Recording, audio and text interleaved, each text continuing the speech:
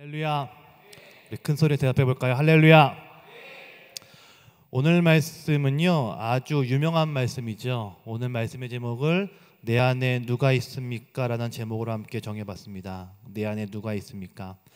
어릴 때 이 말씀을 읽었을 때요 어떤 생각이 떠올랐냐면 마치 금도끼, 은도끼가 떠올렸어요. 도끼를 잃어버렸을 때 이 도끼가 네 도끼냐? 아닙니다. 은도끼는 이게 네 도끼냐? 아닙니다. 그 나무 도끼를 내었더니 맞습니다. 그랬더니 그 산신령이 이 금도끼, 은도끼 다 너 가져라. 뭐 그런 이야기겠지요. 마치 그런 내용 같은 거예요.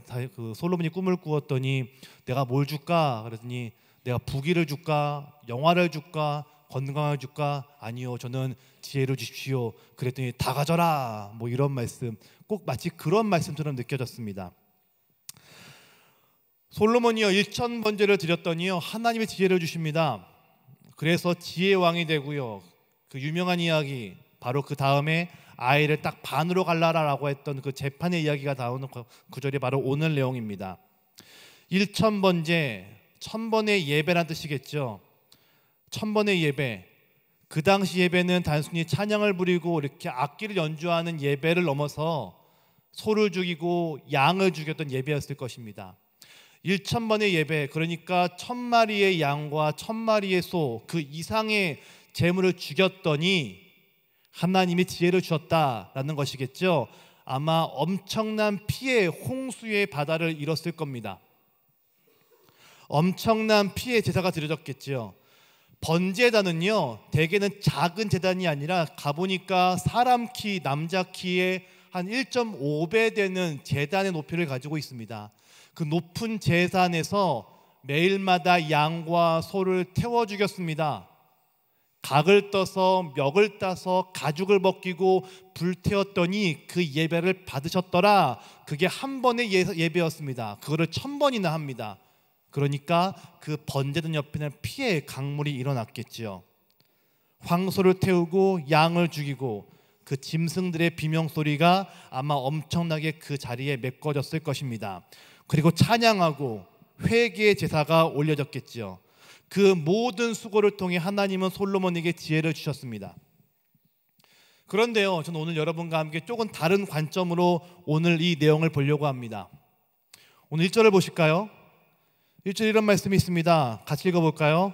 솔로몬이 애굽의 왕 바로와 더불어 혼인 관계를 맺어 그의 딸을 맞이하고 다윗성에 데려다가 두고 자기의 왕궁과 여호와의 성전과 예루살렘 주위의 성의 공사가 끝나기를 기다리니라. 아멘. 할렐루야. 자, 솔로몬이요 애굽의 왕 바로와 더불어 혼인했다라고 얘기합니다. 무슨 말이냐? 지금 외교적인 관계 때문에 정략 결혼했다는 거죠. 강대국과 가족 관계가 되면요 커다란 위기를 당할 위험이 적어집니다.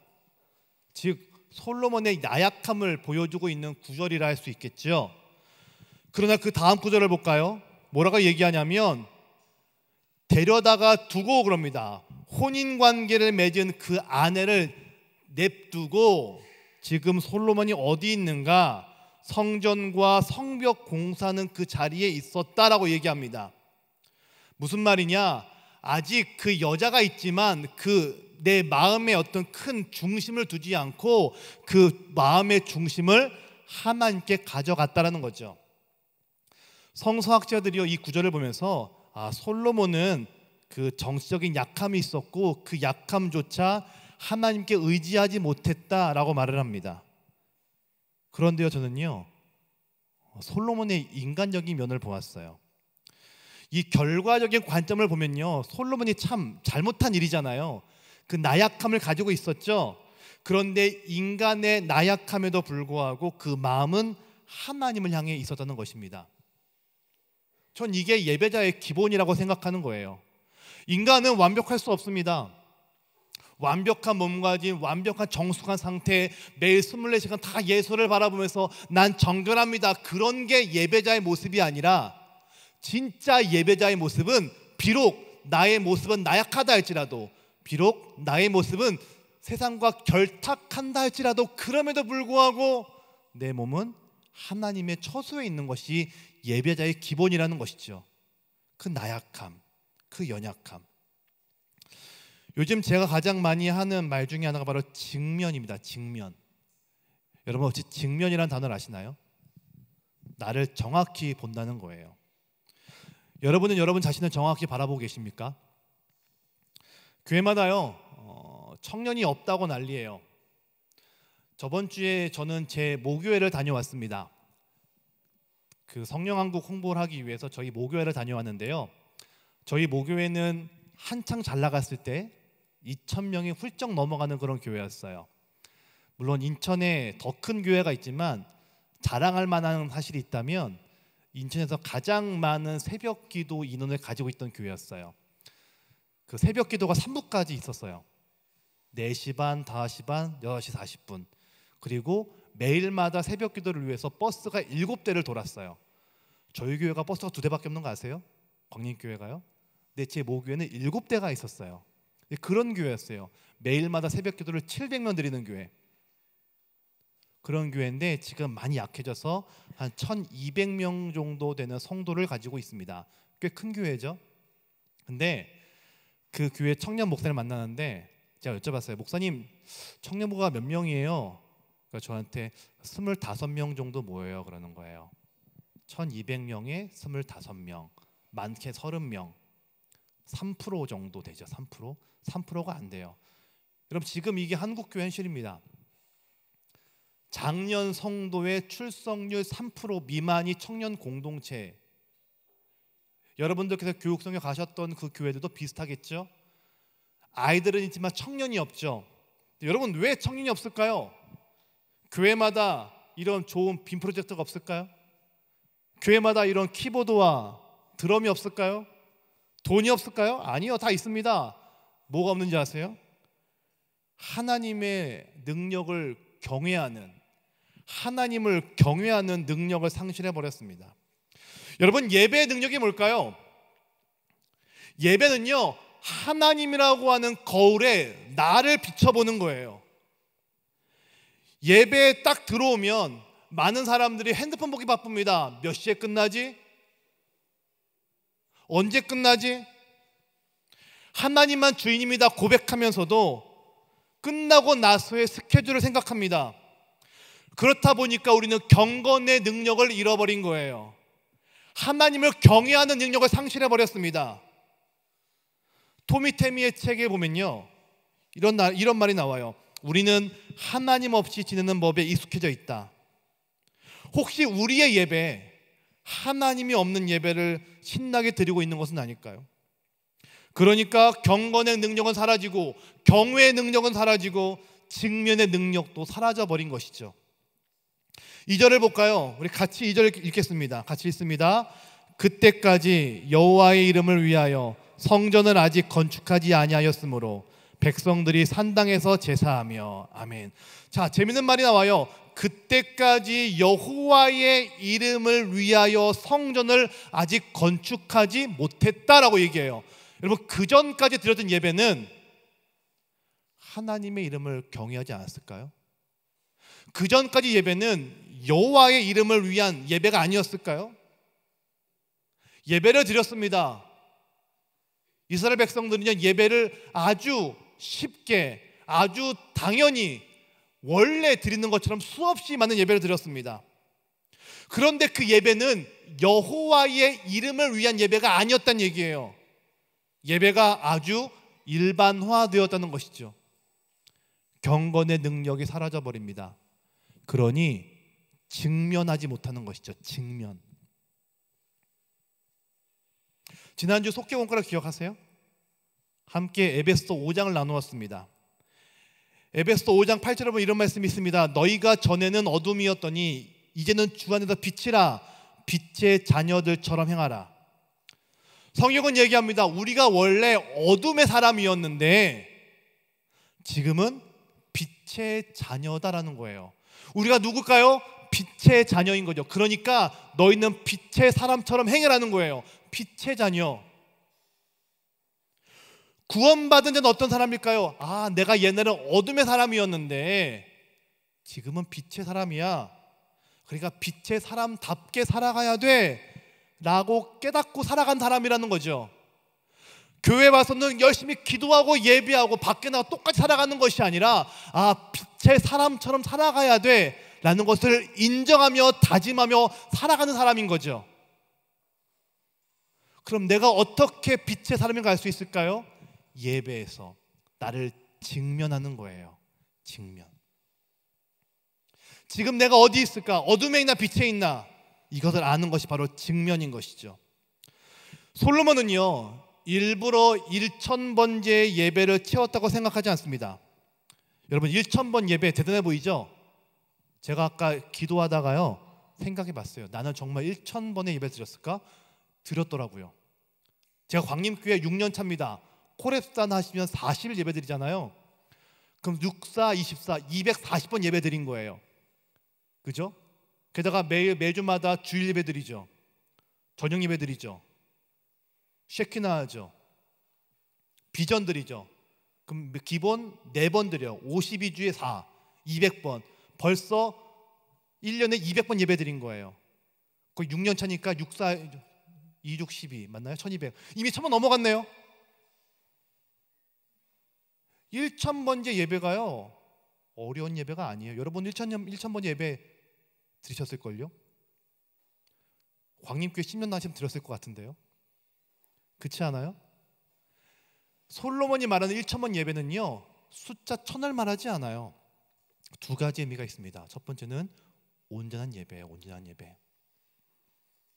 두 번째는 끊임없는 예배예요. 내가 온전하게 예배해야 돼라고 하는 그런 의미가 담겨 있고, 두 번째는 끊임없이 하나님을 찬양하고 직면하고자 했던 열심이 있었다는 거예요. 내가 1000번 채우면 뭘 받을 거라고 하는 맹신이 아니었습니다. 대신 매일 죽어가는 그 소와 양을 보면서 나를 본 거예요. 나. 하나님 없이 애굽을 의지했던 나. 하나님 없이 예배했던 나. 밧세바를 어머니로 두고 있어서 그 낮은 자존감에 살았던 나. 자기의 권력을 무너뜨려 하자 자기의 배다른 형을 과감히 죽여버렸던 극악무도했던 나. 그 예배를 통해 나를 직면했더니 솔로몬은 여호와의 이름으로 예배를 드리기 시작합니다. 그 모습을 끊임없이 드렸더니 하나님은 그 모습을 보고 축복하시고 은혜를 주신 거죠. 그게 솔로몬의 은혜라는 거예요. 저는 여러분들과 오늘 딱 두 가지만 나누려고 합니다. 이 두 가지를 붙잡으십시오. 그럼 승리합니다. 이 두 가지를 붙잡고 함께 기도하는 저와 여러분 되시기를 주님의 이름으로 축원합니다. 첫 번째입니다. 따라해 보실까요? God first. 다시 한번요. God first. 하나님이 최고이시고 먼저이십니다. 솔로몬은 약한 자임을 알고 있었어요. 정략 결혼도 합니다. 이방의 풍습도 따릅니다. 약한 자의 모습이죠. 절대 강한 척하지 않습니다. 절대 뻐기지도 않습니다. 그러나 솔로몬의 강점이 있다면 하나님 먼저라는 거예요. 그래서 다 놔두고 지금 성전에 가 있는 것이죠. 사회에서의 능력은 서열입니다. 사원, 대리, 과장, 차장, 부장 올라가면 올라갈수록 연봉이 올라가죠. 줄 잘 서면 승리합니다. 줄 잘 서려고요 주일에도 상사 때문에 등산 가고요, 줄 잘 서려고 폭탄주 제조하는 법도 연구합니다. 그렇지 않으세요? 전 가끔 유튜브에 이런 거 뜨더라고요. 폭탄주 잘 마는 법. 가끔 그 휴양지 가면은 그 음료수 잔에 그 뭐 표시가 있어요. 소주 2분의 1잔 보신 적 있어요? 이 맥주 잔에 폭탄주 잘 마는 비율 나와 있더라고요. 참 이 나라 신기한 나라예요. 술 권하는 사회인 것 같아요. 뭐 그게 다 돼 있어요. 줄 잘 서려고 심지어 줄 때문에 직장 상사 다니는 교회나 절에 다니기도 합니다. 그러나 솔로몬을 보십시오. 약했지만 예배에 관심이 있어요. 이게 핵심입니다. 예배는 나의 약함을 알게 하죠. 그리고 그럼에도 일하시는 하나님을 알게 합니다. 전 가끔은 저희 교회가 참 저를 힘들게 할 때가 있어요. 이건 저희들께 예배니까. 다 듣고 잊어버리세요. 그 저녁 예배 끝나면은 쫙 서 있어요. 아세요? 목사님들 그게 무슨 순서인지 아세요? 이게 짬밥순이에요. 부임순. 어느 순간 제 뒤에 제 옆에 많은 목사님들 서 계시더라고요. 그래서 내가 이렇게 많이 올라왔나? 그 생각이 들어요. 물론 그 의미는 더 성실하게 더 본이 되라 그 마음이겠지만 한편 인간적이기 때문에 내 아랫사람 내가 약간 이렇게 뭘 부탁해도 미안하지 않을 사람이라고 생각이 들더라고요. 뭘까요? 제 마음에 서열의 순서가 들어온 거죠. 그게 오히려 더 악영향을 미치게 되는 것을 발견하게 됩니다. 예배는 나의 약함을 알게 합니다. 나의 부족함을 알게 하죠. 그래서 예배를 정성껏 드려야 돼요. 예배에는 감정이 들어가 있어야 돼요. 나를 구원했다고 하는 그 감격 때문에 뛰어야 되고요. 나 같은 존재를 구원해 줬다는 그 기쁨 때문에 뛰기도 하지만 가끔은 가슴 아파할 때도 있어야 됩니다. 뜨겁던지 차던지 두 개의 감정이 있어야 돼요. 물론 감정적인 예배를 드려라 이 말은 아니지만요, 아무 감정이 없는 것은 위험합니다.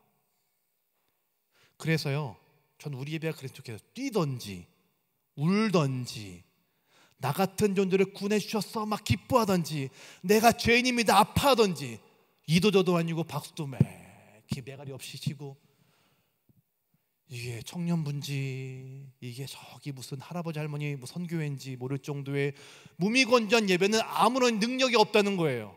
왜? 예배에는 우리의 감정이 들어가 있어야 돼요. 여러분 왜 감정이 없을까요? 산당의 예배를 드렸기 때문에 그래요.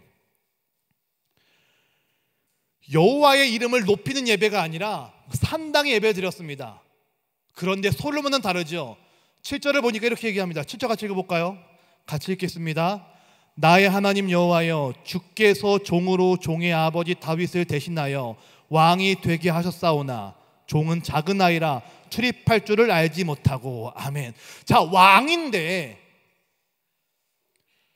아버지 다윗을 둔 아들 왕인데 나를 뭐라고 얘기하는가? 난 작은 아이다 그래요. 하나님의 임재 앞에 나를 봤더니 나 죄인입니다. 나 낮은 자존감밖에 없습니다. 나 약한 존재입니다. 나 작은 사람, 못난 사람, 나 참 불행한 사람인데 내가 어떻게 하나님을 알 수 있겠습니까? 고백했다는 거예요. 무슨 말일까요? 예배를 통해 나를 직면했다는 것이죠. 직면. 여러분 예배는 나를 보는 거예요. 나. 여러분은 어떤 존재입니까? 하나님의 시선으로 나를 볼 수 있어야 돼요. 나 참 교만한 사람 아닐까요? 나 참 가벼운 사람 아닐까요? 요즘 제가 훈련하고 있는 게 있어요. 과연 하나님의 시선으로 난 어떤 사람일까? 항상 이것들을 잊지 않으려고 해요. 저를 제가 보니까요, 참 성격이 불같은 사람이었더라고요. 참 말을 하대하는 사람이었더라고요. 참 교만한 사람이었더라고요. 이것을 알게 하는 요즘 이 시기인 것 같아요.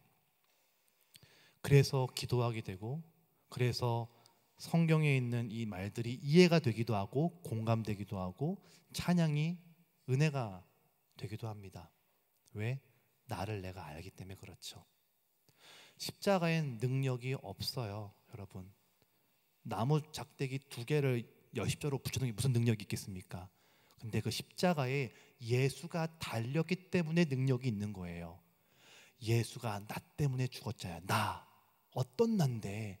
교만한 나, 방탕한 나, 내 멋대로 살아가는 나, 그리고 주님 앞에서 순종과 결단을 고백했으면서도 쉽게 그 약속을 어겨버리는 나, 그러면서 아무런 죄책감 없이 주님께 달려가는 나, 그게 우리들이잖아요. 그걸 알게끔 하시더라고요. 언제? 예배 때. 예배의 감격은 그때 있는 것입니다. 여러분 예배가 중요해요.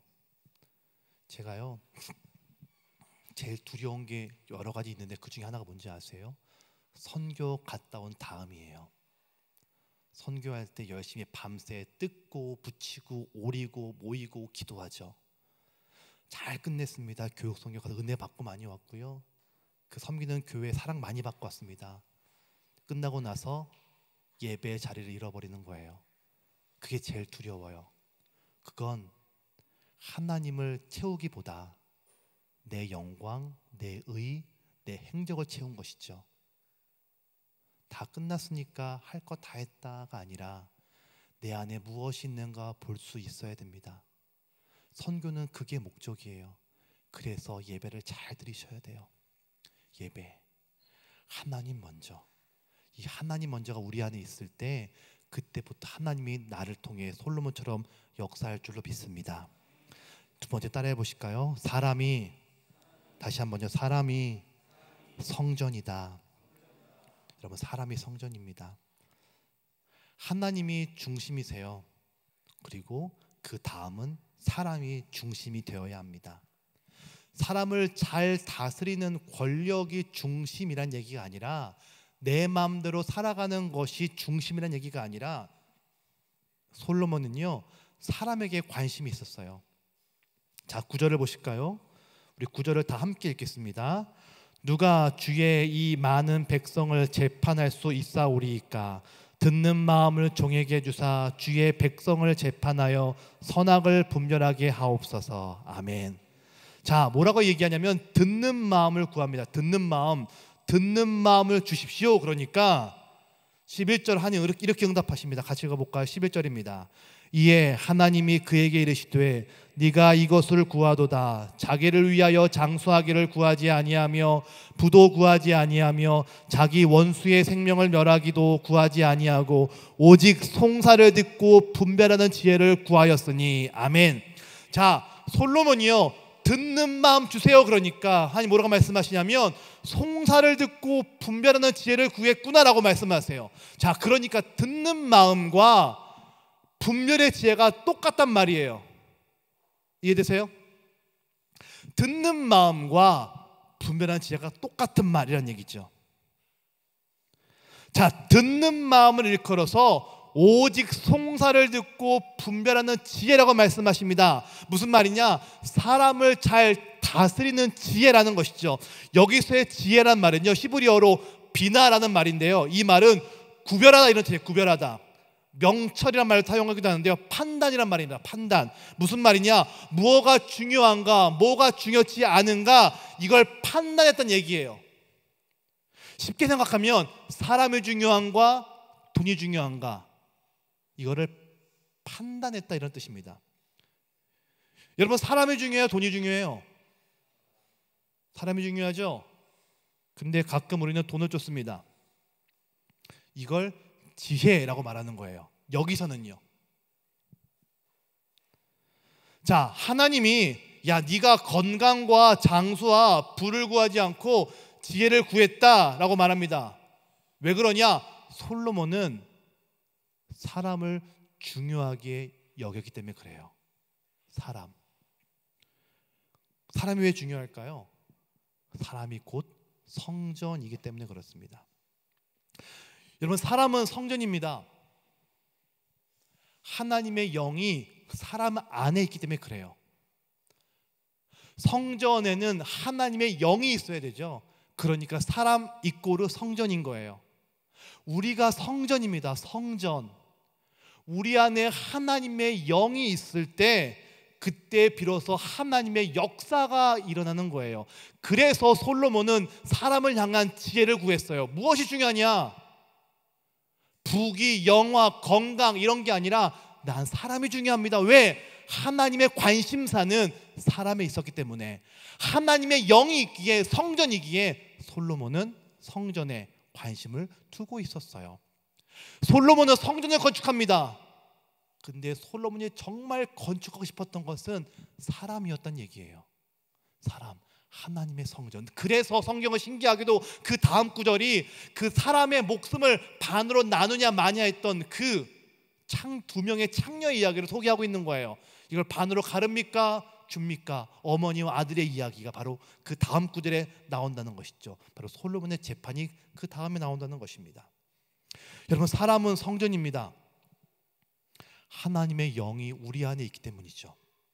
그래서요, 한 사람이 중요해요.